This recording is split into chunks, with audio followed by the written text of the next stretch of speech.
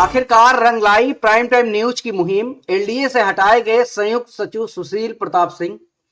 4 साल से मलाईदार पदों पर जमे सेटिंग के सरताज का हुआ ट्रांसफर।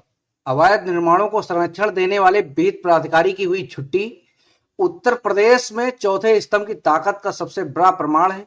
जब रसूख और ऊंची सेटिंग के दम पर भ्रष्टाचारी खुद को कानून से ऊपर समझने लगते हैं, तब प्राइम टाइम न्यूज की खोजी कड़ियां शासन के बंद दरवाजों को झकझोर कर खोल देती हैं। लखनऊ विकास प्राधिकरण यानी एलडीए में 4 साल से ज्यादा समय से अंगद की तरह पैर जमाए बैठे संयुक्त सचिव सुशील प्रताप सिंह को आखिरकार हटा दिया गया है। सैकड़ों अवैध निर्माणों की फाइलों को दबाकर उन पर कार्रवाई करने के बजाय सिर्फ तारीख पर तारीख का खेल खेलने वाले विहित प्राधिकारी सुशील प्रताप सिंह का साम्राज्य ध्वस्त हो चुका है। सूत्रों की माने तो स्मारक समिति के प्रबंधक, प्रशासन और विहित प्राधिकारी जैसे मलाईदार विभागों पर कब्जा जमा कर इस अधिकारी ने भ्रष्टाचार की सारी हदें पार कर दी थी।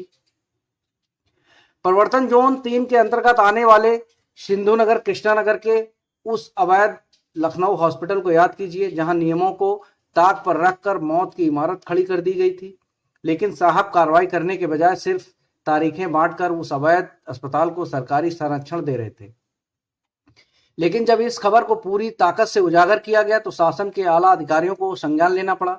इसी का नतीजा था कि उस अवैध अस्पताल के खिलाफ धारा 27 की नोटिस काटी गई और आज इस पूरे खेल के मास्टरमाइंड को पद से बेदखल कर दिया गया।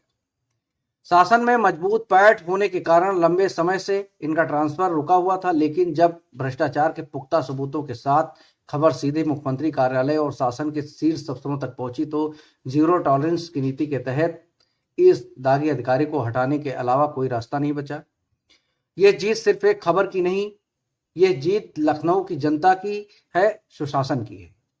भ्रष्टाचार चाहे कितना भी गहरा हो और सेटिंग कितनी भी ऊंची, लेकिन जब पत्रकारिता अपनी जिद पर अड़ जाए तो बड़े से बड़े रसूखदारों की कुर्सियां हिल जाती हैं। सुशील प्रताप सिंह का हटना इस बात का गवाह है कि मुख्यमंत्री योगी आदित्यनाथ के सुशासन के सपने को धता बताने वालों का अंजाम यही होगा। Prime time news.